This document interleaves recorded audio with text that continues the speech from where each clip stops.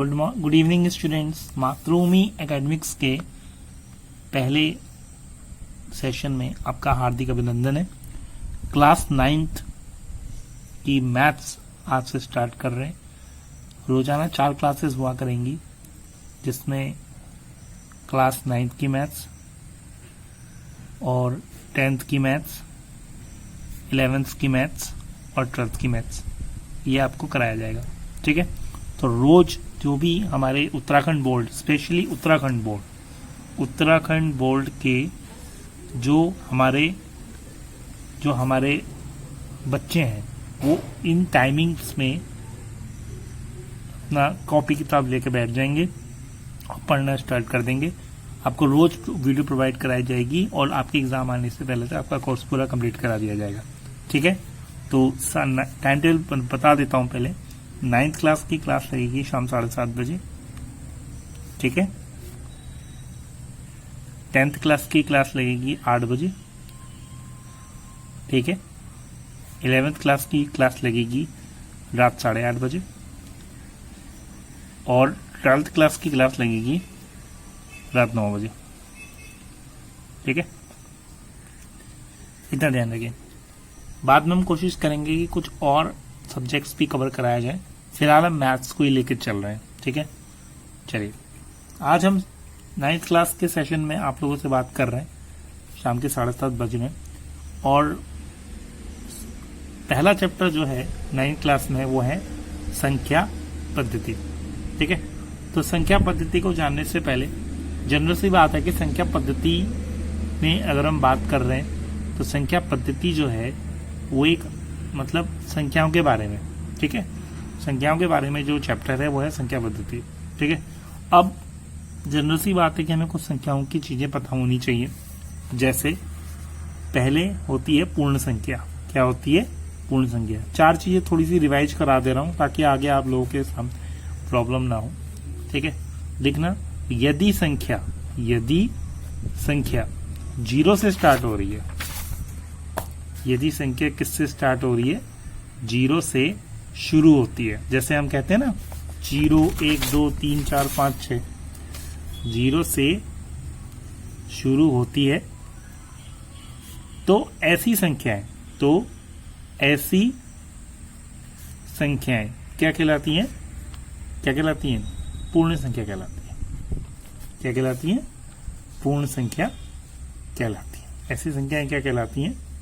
पूर्ण संख्या कहलाती है। जैसे हम गिनती को स्टार्ट करते हैं 0 से।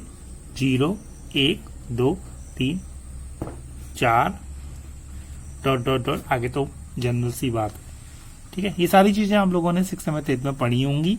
जिसने नहीं पढ़ी है वो सब रिवाइज कर ले। पूर्ण संख्या के बाद जो है आपके पास क्या होते हैं? प्राकृत संख्या, जो सबसे इंपॉर्टेंट है।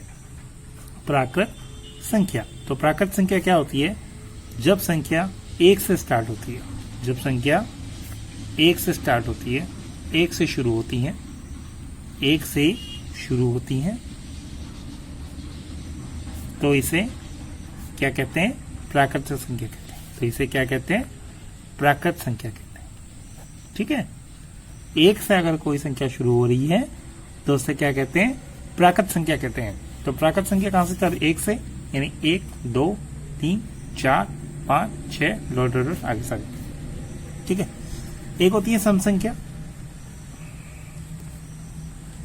सम संख्या क्या होती है? सम संख्या क्या होती है? जैसे जिनमें 2 का भाग चला जाता है। जिनमें 2 का भाग जाता है। जिनमें 2 का भाग जाता है। ठीक है, या एक डेफिनेशन और लिख सकते हैं कि जब संख्या के पीछे 0 2 4 6 8 आता है तो उसे क्या कहते हैं हम? तो उसे क्या कहते हैं? सम संख्या कहते हैं। क्या कहते हैं? सम संख्या। ठीक है बच्चों, तो उसे क्या कहते हैं? सम संख्या कहते हैं। नेक्स्ट क्वेश्चन है, जैसे इसमें इसका जो एग्जाम्पल है वो है एग्जाम्पल ये कि 0, 2, 4, 6, 8 ये जो संख्याएं हैं ये क्या कहलाएंगी, सम संख्याएं कहलाएंगी। ठीक है, ठीक है। विषम संख्या, विषम संख्या, विषम संख्या क्या होती है? जनरल सी बात है, विषम संख्या क्या होती है? जिनमें 2 का भाग नहीं जाता, जिनमें 2 का भाग नहीं जाता, 2 का भाग नहीं जाता। ठीक है, जिनमें 2 का भाग नहीं जाता। अब 2 का भाग नहीं जाता तो जनरल सी बात है, जब 2 का भाग नहीं जा रहा तो कौन कौन सी संख्या होंगी वो? 1, 3, 5, 7, 9। ठीक है, ये क्या है? विषम संख्या। तो ये सब 4 संख्याएं मेनली मैंने आपको बता दी। ठीक है, अब चैप्टर में हमारे जो मेनली जो चैप्टर है, उस चैप्टर में जो हमारा मेन जो पार्ट है वो है परिमेय संख्या। क्या है? परिमेय संख्या। ठीक है, परिमेय संख्या और क्या? अपरिमेय संख्या। ठीक है, परिमेय संख्या और क्या? अपरिमेय संख्या। डेफिनेशन के अनुसार परिमेय संख्या किसे कहते हैं? जब किसी संख्या को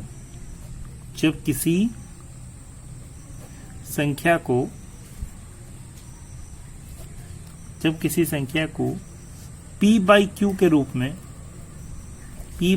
रूप में लिख सकते हैं तो वो क्या कहलाती है? परिमेय संख्या कहलाती है। ठीक है, जैसे p बाई क्यू का मतलब है, आपने 8th क्लास में भी इस चीज को पढ़ा होगा। p बाई क्यू का मतलब है, जैसे मान लीजिए कोई संख्या है 2, संख्या 2, तो 2 को क्या लिख सकते हैं हम? 2/1 लिख सकते हैं, 2/1, यानी 2 इसमें क्या हो गया? p हो गया, और 1 क्या हो गया? q हो गया। ठीक है, 2 क्या हो गया? p हो गया, 1 क्या हो गया? q हो गया।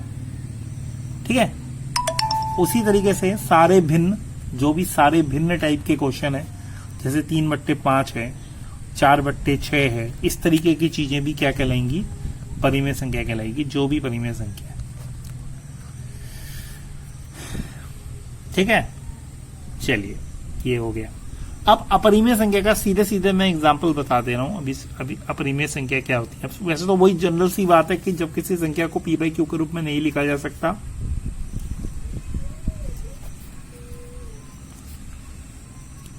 p बाई क्यू के रूप में नहीं लिख सकते,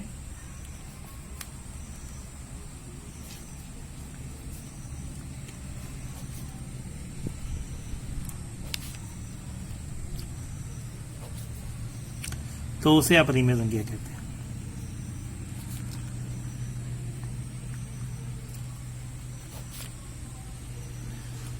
अब अपरिमेय संख्या के उदाहरण क्या है? ये देखिए, उदाहरण क्या है अपरिमेय संख्या के? उदाहरण देखिए। ठीक है, जनरल से ध्यान रखिए, आप लोग जब वर्गमूल निकालते हैं तो जिनका वर्गमूल नहीं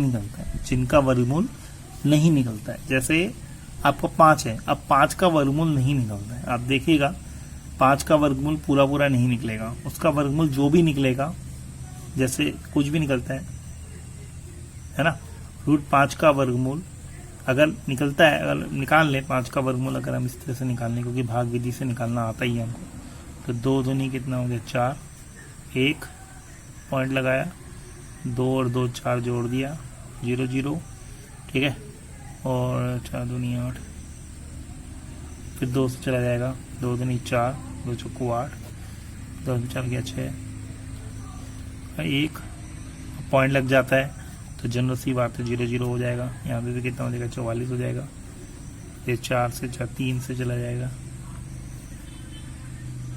ठीक है, तो जनरल 2.23 समथिंग, 234 समथिंग ऐसे आएगा। तो इसमें क्या होता है कि √5 का वर्गमूल पूरा नहीं निकलता है। ठीक है, तो जनरल सी बात है, क्योंकि अब इसमें क्या होता है, इसमें पॉइंट के बाद दशमलव हमारा मतलब नंबर हमारे आते रहेंगे। जैसे 2.234 है, तो आगे भी हम अगर करते रहेंगे, जैसे 3 बार करेंगे यहाँ पे, 3 से 3 3 9, 3 चौको 12 और 1 13, 3 चौको 12 और 3 चौको 12 1 13, है ना। तो इस तरीके से हम यहाँ कुछ करेंगे तो आगे बढ़ता ही जाएगा, मतलब लगातार ये आगे को बढ़ता ही रहेगा, ये 0 नहीं आएगा कभी भी।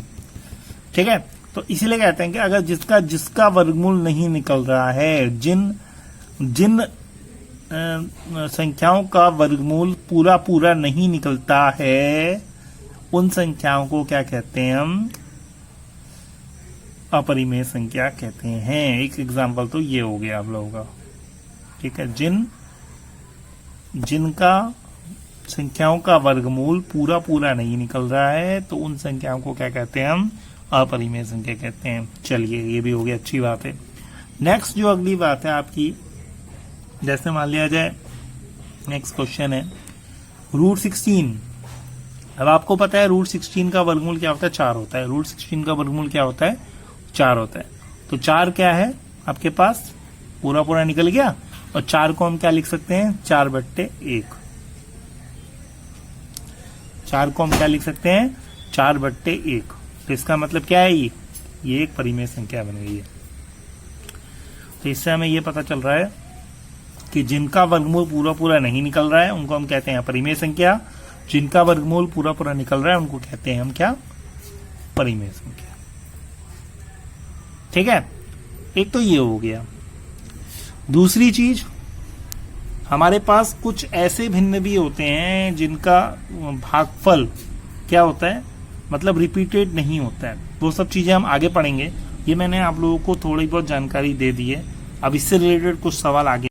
चलिए, इस चैप्टर का पहला एग्जाम्पल आप लोगों को करवाते हैं। एनसीईआरटी की किताब को ही सॉल्व कर रहे हैं पहले, ठीक है।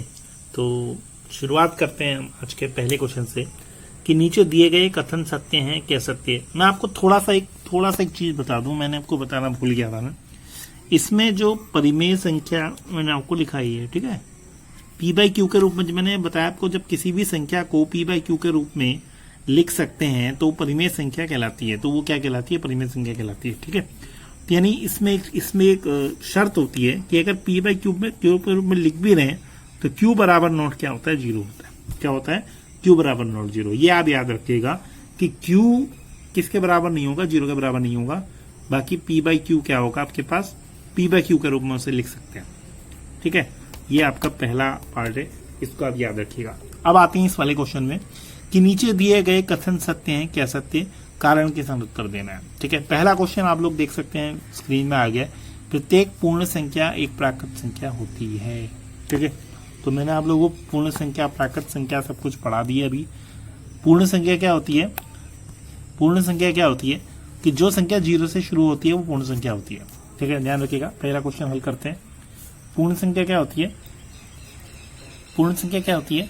जो 0 से शुरू होती है, मैंने आपको बता दिया, ठीक है। और प्राकृत संख्या क्या होती है? प्राकृत संख्या क्या होती है? प्राकृत संख्या होती है जो किससे स्टार्ट होती है? 1 से स्टार्ट होती है। अब ध्यान रखिए, ध्यान दीजिए, प्रत्येक पूर्ण संख्या एक प्राकृत संख्या होती है। कहने का मतलब ये है कि पूर्ण संख्या तो 0 से स्टार्ट हो रही है, ठीक है, ठीक है। पूर्ण संख्या कहां से स्टार्ट हो रही है? 0 से स्टार्ट हो रही है। लेकिन प्राकृत संख्या कहां से स्टार्ट हो रही है? 1 से स्टार्ट हो रही है। तो कह क्या रहा है? ध्यान रखिए, प्रत्येक पूर्ण संख्या मतलब प्रत्येक 0, 1, 2, 3, 4 जितनी भी पूर्ण संख्या है सारी प्राकृत संख्याएं होती है। ये स्टेटमेंट गलत है। क्यों गलत है? क्योंकि प्रत्येक पूर्ण संख्या में 0 भी आता है और 0 किस में सम्मिलित नहीं है? प्राकृत संख्या में सम्मिलित नहीं है। जब प्राकृत संख्या में पूर्ण संख्या का 0 सम्मिलित नहीं है तो सभी पूर्ण संख्याएं प्राकृत संख्याएं कैसे हो सकती हैं? समझ में आया? पूर्ण संख्या कहां से स्टार्ट हो रही है? 0 से स्टार्ट हो रही है। प्राकृत संख्या कहां से स्टार्ट हो रही है? 1 से स्टार्ट हो रही है। तो इसका मतलब यह है कि हमारे पास जो पूर्ण संख्या है वो 0 से स्टार्ट हो रही है ना। तो जब हम प्राकृत संख्या के बारे में देखते हैं तो प्राकृत संख्या हमारी 1 से स्टार्ट हो रही है। ये 0 जो है प्राकृत संख्या में सम्मिलित नहीं है। और वो कह क्या रहा है कि प्रत्येक पूर्ण संख्या प्राकृत संख्या होती है। मतलब 0 भी एक, वो उसके कहने के मुताबिक 0 भी क्या है? एक प्राकृत संख्या है। लेकिन ऐसा नहीं है, प्रत्येक पूर्ण संख्या प्राकृत संख्या नहीं होती है। पूर्ण संख्या में 0 भी आता है और 0 प्राकृत संख्या में नहीं आता है। इसका मतलब प्रत्येक पूर्ण संख्या एक प्राकृत संख्या नहीं होती। इसका मतलब ये क्या हो गया? असत्य हो गया। क्या हो गया? असत्य। समझ में आया? एक बार और देख लीजिए, पूर्ण संख्या क्या होती है? 0 से स्टार्ट होती है। प्राकृतिक संख्या 1 से स्टार्ट होती है। अब पूर्ण संख्या का 0 जो है प्राकृतिक संख्या में नहीं आता है, इसका मतलब प्रत्येक पूर्ण संख्या प्राकृतिक संख्या नहीं होती है। चलिए अब नेक्स्ट क्वेश्चन देखते हैं। पूर्णांक एक परिमेय संख्या होता है। पूर्णांक क्या होता है? एक परिमेय, प्रत्येक पूर्णांक, सॉरी इसका थोड़ा मैं लिखना भूल गया, प्रत्येक पूर्णांक क्या होती है? एक परिमेय संख्या होती है। ठीक है, तो प्रत्येक पूर्णांक एक परिमेय संख्या कैसे होता है ये देखिए। पहले आप पूर्णांक के बारे में थोड़ा सा जान लीजिए। पूर्णांक जैसे नाम से ही पता चल रहा है, पूर्णांक मतलब एक पूर्णांक है ना, मतलब उसमें दशमलव के अंकों की बात नहीं होगी, पूर्णांक। ठीक है, अब प्रत्येक पूर्णांक एक परिमेय संख्या होती है। पूर्णांक क्या क्या होते हैं मैंने आपको बता रखा है। 0 होता है, जैसे बीच में क्या है? 0 है। इधर वाली सारी संख्याएं जैसे 1 2, 1 हो गया, 2 हो गया, 3 हो गया, 4, ये जितनी भी प्लस वाली हैं, और इधर वाली सारी संख्याएं ये माइनस वाली सारी संख्याएं क्या कहलाती हैं? पूर्णांक कहलाती हैं। ठीक है, बशर्ते वो पॉइंट में नहीं होनी चाहिए। ठीक है, ठीक है, -3, -2, -1, 1 2 3 4 5 6 इस तरीके की चीजें हम लिख भी सकते हैं। -3 dot dot dot, -3 -2 -1 dot dot 0 1 2 3 dot dot dot, ये सारी क्या कहलाती हैं? पूर्णांक कहलाती है। अब मैंने आप लोगों को बता रखा है कि कोई भी संख्या को p/q के रूप में लिख सकते हैं। आपको पता ही है, कोई भी संख्या को p/q के रूप में लिख सकते हैं। यानी -3 को भी हम 1 लिख सकते हैं, -3/1, -2 को भी हम -2/1 लिख सकते हैं। ये क्या है? इसे हम p कह देंगे, इसे हम q कह देंगे, तो p/q के रूप में तो लिख ही दिया मैंने, है ना।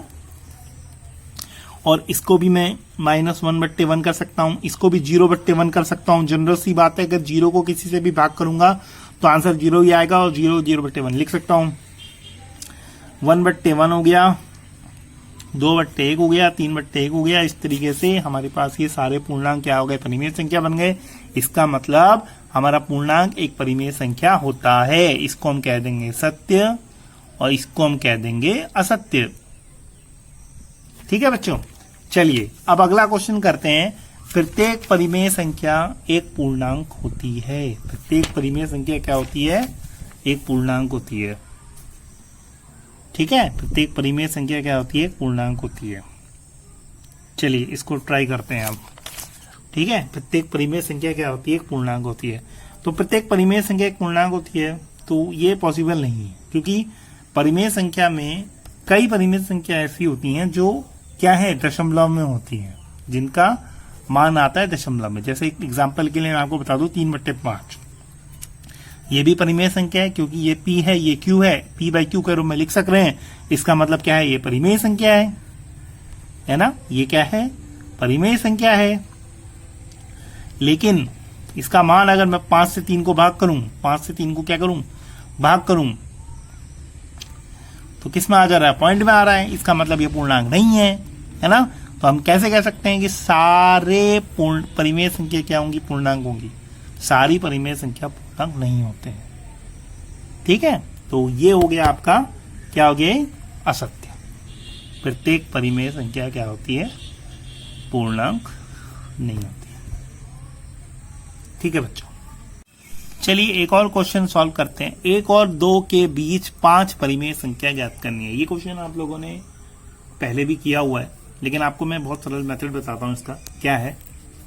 अगर 5 परिमेय संख्या ज्ञात करनी है तो आप एक काम कीजिए, पहले इसको 1/1 और 2/1 कर दीजिए। ठीक है, आपको इसे परिमेय संख्या बनाना जरूरी है, तभी आप 5 परिमेय संख्या निकाल पाएंगे। ठीक है, 1/1 2/1। अब अगर आपको 5 परिमेय संख्या निकालनी है तो आप 6 से दोनों तरफ क्या कर दीजिए? गुणा भाग कर दीजिए। ठीक है, लिखना अंश और हर में, अंश और हर में 6 से क्या करने पर? भाग करने पर। 6 से भाग करने पर, तो 6 से भाग कर दीजिए। कितना हो जाएगा? 6/6, 1 गुणा 6, 1 गुणा 6 बराबर 2 गुणा 6,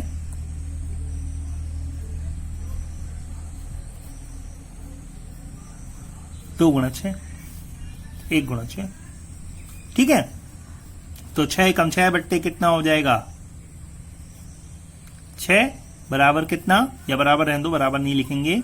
2 6 12/6, 6/6 और 12/6। अब क्योंकि इसके जो हर हैं वो क्या है? समान हो गए हैं, है ना, हर क्या हो गए, समान हो गए हैं। और 6 के बाद क्या आता है, 7 आता है। यानी इनके बीच में अगर 5 परिमेय संख्या अगर मुझे फाइंड करनी है, अगर 5 परिमेय संख्या में निकालनी है तो हमारे पास कौन कौन सी परिमेय संख्या होंगी, 7/6, 8/6, 9/6, 10/6, 11/6। ठीक है बच्चों, ये आपका पहला क्वेश्चन है जो 9th क्लास में सबसे पहले सिखाया जाता है। क्या क्वेश्चन है जरा ध्यान से देखिए। 1 और 2 के बीच 5 परिमेय संख्या हल करनी है। तो 1/1 और 2/1 आपके पास क्या हो गया, ये आपने परिमेय संख्या बना ली है। अब इसमें क्या करना है कि आपको हर क्वेश्चन में 5 में 1 जोड़ के उससे गुणा भाग करना है। ठीक है, भाग और गुणा करने पर, ठीक है। 5 अगर है तो 6 से करेंगे, 6 अगर है तो 7 से करेंगे। इस तरीके से आपके पास परिमेय संख्या आती रहेंगी। ठीक है, तो 1 गुणा 6 1 गुणा 6 कर दिया इसमें, और 2 गुणा 6 1 गुणा 6 कर दिया इसमें।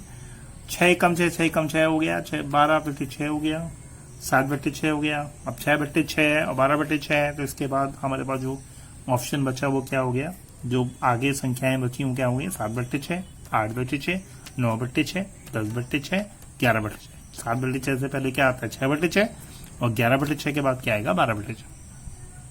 ठीक है बच्चों, चलिए तो आज के लिए इतना ही काफी है। ठीक है, कल फिर मिलेंगे 7:30 बजे आप लोगों को। ठीक है, आज मैंने आप लोगों की 9th क्लास की मैथ शुरू कर दी है। हम लोग रोज ऐसे ही चलते रहेंगे और अपना कोर्स पूरा कंप्लीट करेंगे, क्योंकि आगे आने वाले समय में हमें ऐसे ही पढ़ाई करनी पड़ेगी। ठीक है, चलते हैं, कल मिलेंगे। Thank you, have a nice day. Channel को अगर विजिट कर रहे हैं तो लाइक शेयर सब्सक्राइब जरूर कर दें। Like share subscribe. Thank you.